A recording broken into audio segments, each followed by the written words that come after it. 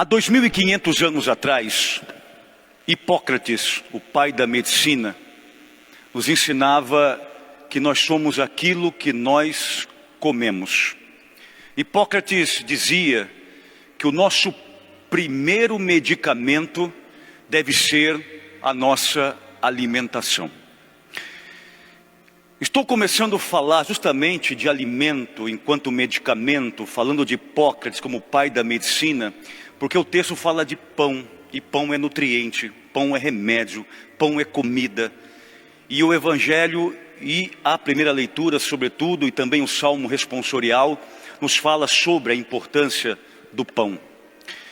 Somos aquilo que comemos. Diga comigo, sou aquilo que eu como. Sou aquilo que eu como.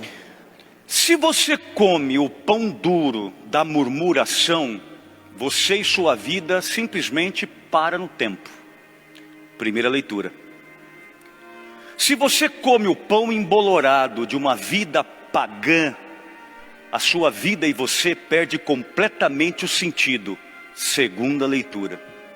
Se você come o pão que desceu do céu, então sua vida ressuscita e você é feliz. O Evangelho de hoje.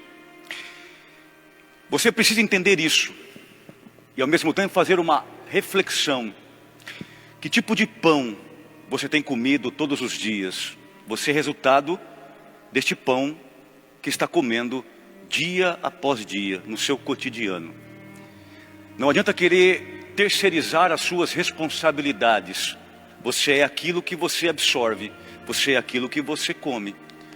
Se tua vida está emperrada, está comendo coisas estragadas. Coisas que está cimentando o seu futuro, o seu presente, a sua história. Se está comendo o pão que desceu do céu, as coisas começam então a ter sentido. Primeira leitura, eu quero falar sobre esse pão duro, mas duro mesmo, que é o pão duro da murmuração. Diga-se comigo, pão duro da murmuração. Pão duro da murmuração. Vamos lá. Capítulo 16 do livro do Êxodo, versículo 2. Vamos juntos? Naqueles dias, a comunidade dos filhos de Israel pôs-se a murmurar. Essa é a palavra-chave hoje. Murmurar. Contra Moisés e Araão no deserto, dizendo: quem dera que tivéssemos morrido pela mão do Senhor no Egito, quando nos sentávamos junto às panelas de carne e comíamos pão com fartura. Por que nos trouxestes a este deserto para matar de fome toda esta gente? O livro é do Êxodo, e Êxodo significa saída. O povo hebreu estava na escravidão do Egito. Deus suscitou Moisés como libertador. Moisés então prepara o povo e eles saem rapidamente do Egito, cruzando o deserto, já pensando e sonhando com a terra prometida, que é Canaã. Só que do Egito, da escravidão, a Canaã, que é a terra da liberdade, tinha um deserto, ou seja, um caminho, um processo a ser percorrido. No meio do deserto, no meio do caminho, o povo hebreu começou então a murmurar contra Araão, que era o sacerdote, e contra Moisés, que era o libertador, dizendo: ora, lá no Egito, embora nós fôssemos escravos, nós tínhamos carne na panela. Aqui é insuficiente o alimento, é insuficiente a comida, ou seja, nós não temos carne aqui no deserto. Segundo ponto, começaram então a colocar a culpa em Moisés e em Araão, porque tiraram eles da escravidão. Vocês percebem que todo aquele que murmura, ele sempre vê o que falta e nunca agradece pelo que tem. O povo hebreu era um povo escravo, trabalhava forçadamente para o faraó, principalmente quando veio o governo de Ramsés II, um tirano. O povo hebreu era escravo, mas Deus libertou o povo, mas ninguém agradecia. Estavam vendo a carência, vendo a falta e não agradecendo aquilo que eles tinham. Interessante porque a etimologia da palavra murmurar, nas 3 línguas clássicas, ela tem muito a nos ensinar. E talvez é por isso que a vida de muita gente está como está. Murmurar, do latim, é murmurare, que tem a ver com aquele barulhinho do mar.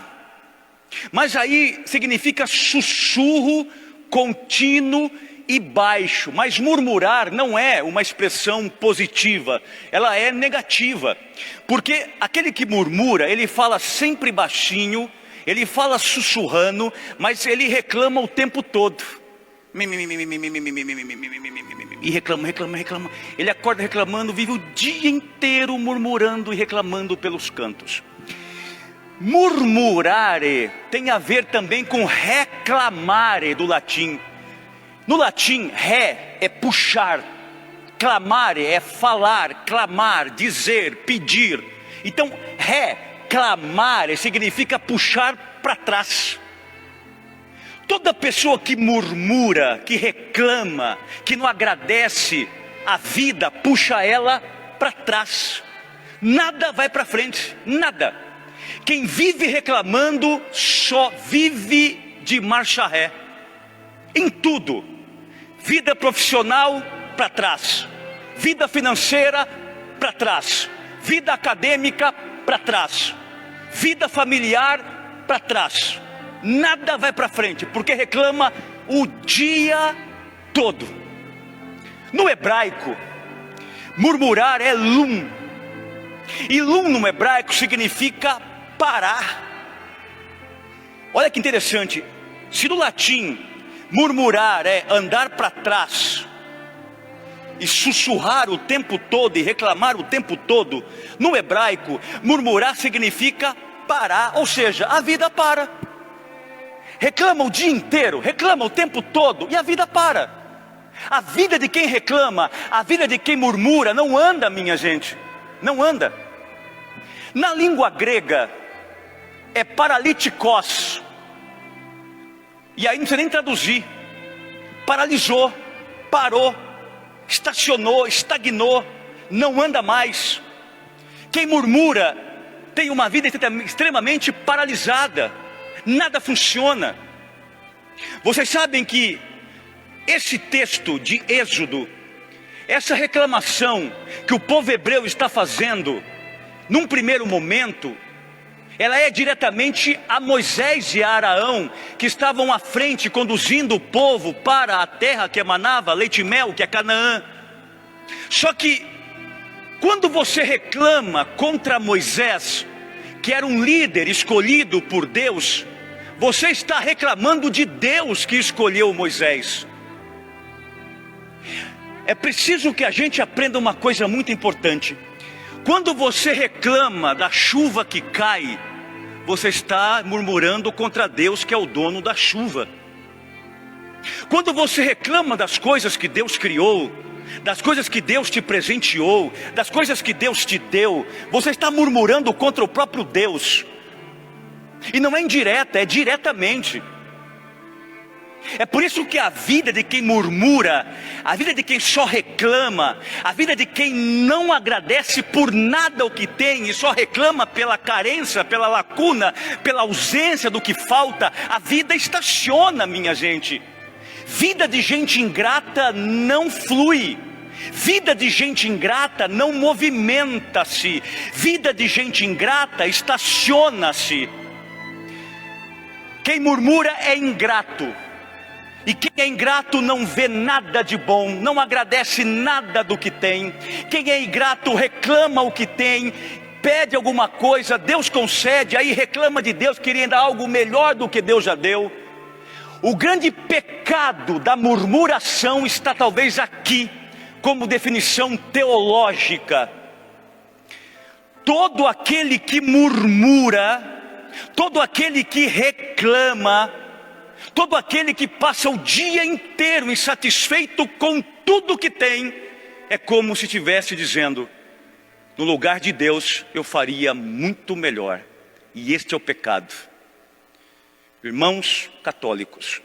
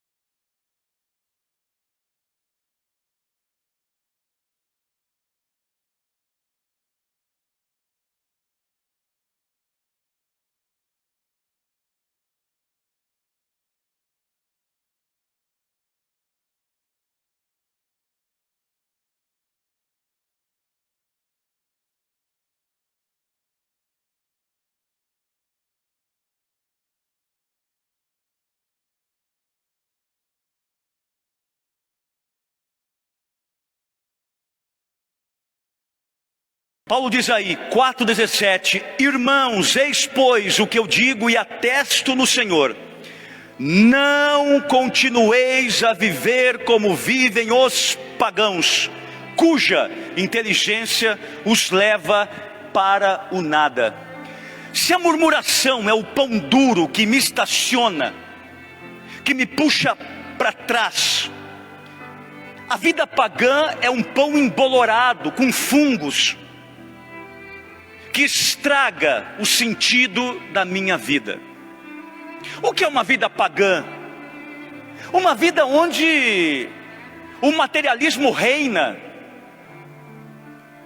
O paganismo é uma vida onde eu rejeito, por exemplo, a vontade, os mandamentos de Deus na minha vida. Uma vida pagã é uma vida fútil. Uma vida pagã é uma vida onde eu sou meu próprio Deus. O Papa João Paulo II, na década de 80, em uma de suas encíclicas, em vários sermões que ele fazia, nas suas viagens apostólicas, sobretudo naquela época na Europa, João Paulo II enfatizava o chamado neopaganismo. Para entender o que é o neopaganismo, seria importante que nós voltássemos rapidamente no século XV, quando na Itália começa um movimento chamado humanismo, que com o Renascimento ele se espalha por toda a Europa. O humanismo do século XV, que nasce como base italiana e depois se espalha com o Renascimento, tinha 3 características próprias: cientificismo, racionalismo e antropocentrismo. O neopaganismo antropocêntrico é quando eu rompi com Deus. Deus não é mais o centro é o homem. O humanismo, quando fala do cientificismo, ele rompe com a fé, porque a fé é muito abstrata, é apenas o que é empírico, palpável, cientificamente aprovado nos laboratórios. Quando se fala em racionalismo, é o rompimento com aquilo que vem de uma expressão mais alta. Então tudo precisa ser pensado por uma lógica matemática. E a partir daqui, o homem vai dizer: eu sou Deus de mim mesmo. Deus que a fé concebe, da Idade Média, está morto. Portanto, o neopaganismo é justamente quando o homem rompe com a religião, rompe com a fé, rompe com Deus e perde o sentido da vida. E esse é o pão embolorado. Nunca se viu tanta gente perdida, sem sentido para viver, sem sentido no que faz, sem sentido nas coisas, como nesses últimos séculos em que vivemos, e esse sobretudo no qual estamos inseridos. Portanto, o pão embolorado é o pão que tira o sentido da minha vida, que coloca o fungos do paganismo ou do neopaganismo, onde o materialismo toma conta, minha gente, dos valores do evangelho, dos valores da caridade, dos valores do amor ao próximo, onde eu me basto, eu não preciso de uma transcendência, eu não preciso de um Deus, porque eu sou Deus de mim mesmo. Não é mais o teocentrismo, mas o antropocentrismo. Para que a fé? A ciência explica tudo. Explica tudo o que, meu irmão? É preciso que nós tenhamos exatamente o equilíbrio entre fides, fé, e ratio, de razão. A ciência e a fé precisam caminhar equilibradas, claro, isso sim, e não uma coisa sobrepondo a outra. Portanto, se o pão duro rompe o meu movimento e me paralisa enquanto eu murmuro e eu reclamo o tempo todo, o pão embolorado do paganismo rouba o sentido da minha vida. Ora, o sentido da vida, minha gente, é Deus. Me perdoem os psicólogos, me perdoem os filósofos, O sentido da vida é quem criou a vida. O autor da vida não é Freud. O autor da vida não é Platão. O autor da vida não é o Wittgenstein. Não. O autor da vida é Deus. Deus é o autor da vida. E é nele que eu encontro o sentido da vida. Todas as vezes que eu perco o sentido da vida, eu recobro em Deus. Por isso Jesus entrou na história, para relembrar que a história pertence a Deus. Terceiro ponto, vai para o Evangelho. Versículo 35. Vamos juntos? Jesus lhes disse: eu sou o pão da vida. Diga assim comigo: quem come do pão da vida, Quem come do pão da vida, vive o céu antecipadamente. vive o céu antecipadamente. Quando ele diz eu sou, na língua grega é ego eimi, que é uma expressão ontológica do ser, é uma identidade do ser. Dizer eu sou, está dizendo para mim e para você, a Eucaristia, essa que nós comungamos sobre o altar, essa que o sacerdote consagra no altar, quando nós comungamos a Eucaristia, que é o pão que desceu do céu, nós não estamos comungando uma coisa, nós estamos comungando uma pessoa. E essa pessoa é Jesus de Nazaré. Jesus eucarístico é corpo, sangue, alma e divindade. Diga isso comigo: Jesus eucarístico é corpo, sangue, alma e divindade. Portanto, eu sou. Eu sou o quê? O pão. Você sabe que o pão em si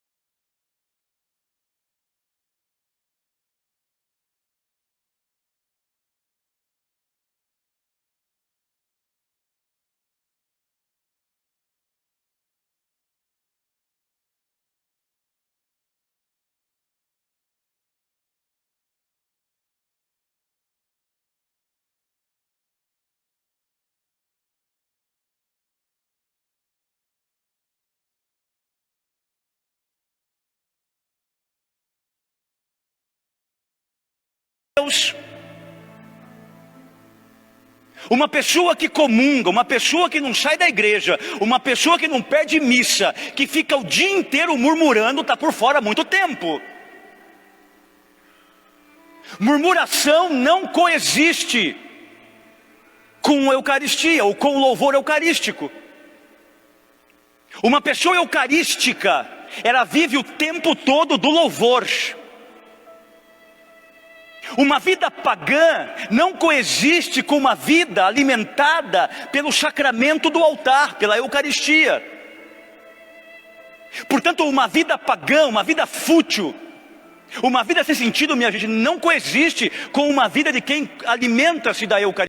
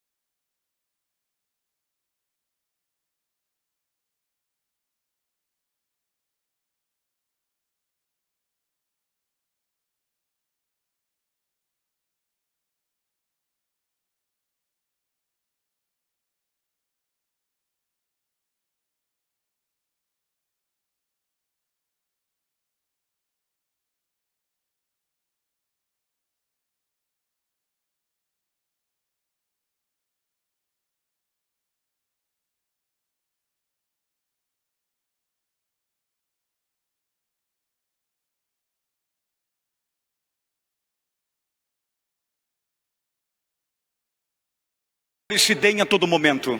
Ao Santíssimo e Diviníssimo. Graças e louvores se deem a todo momento. Ao Santíssimo e Diviníssimo A Sacramento. Jesus uma salva de palmas.